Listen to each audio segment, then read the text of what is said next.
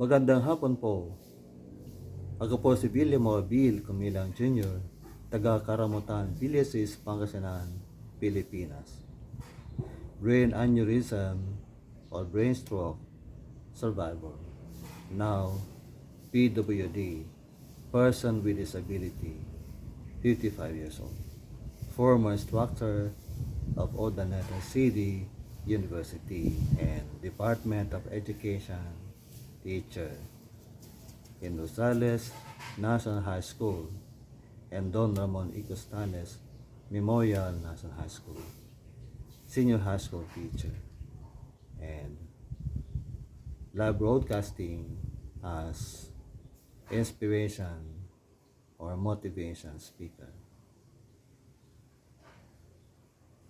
I'm just concerned with what's happening around, especially nowadays, campaign period, before election on May 12 this year.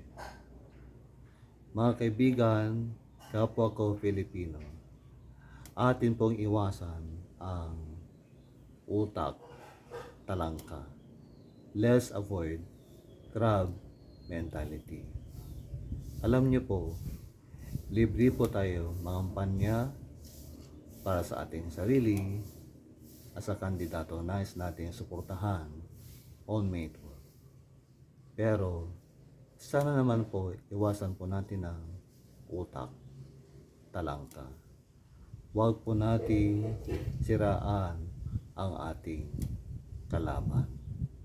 Atin pong ikampanya ang ating sarili, sabihin ating mga nagawa sa ating bayan, our background, qualifications, ating mga accomplishments, mga nagawa na sa ating community, barangay, bayan. Pero wag na wag po nating sirain ang ating kalaban po. Sapagkat kung atin pong sisirain, atin pong sisiraan ang ating kalaban, tayo po ang nasisira sapagkat ang ating reputation po, ang ating dignidad ay nakataya. Tayo po mga kaibigan nasisira sapagkat bumababa po ang pagtingin ng mga tao sa atin. Kaya kung gusto po ninyong manalo, wag po tayo manira ng ating kapwa. At wag po nating siraan ang ating kapwa. Yan po ang tama. Di ba? Tayo po'y mag-isip ng tama, magsabi ng tama, at gumawa ng tama bago eleksyon. Ako po'y concerned para sa ating lahat at iniisip ko po ang kapayapaan. Sana po tayong lahat ay mag-isip ng kapayapaan para sa bawat isa.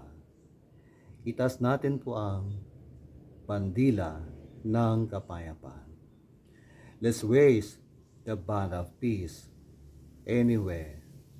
When we speak, whatever we do in our post, let's raise the banner of peace.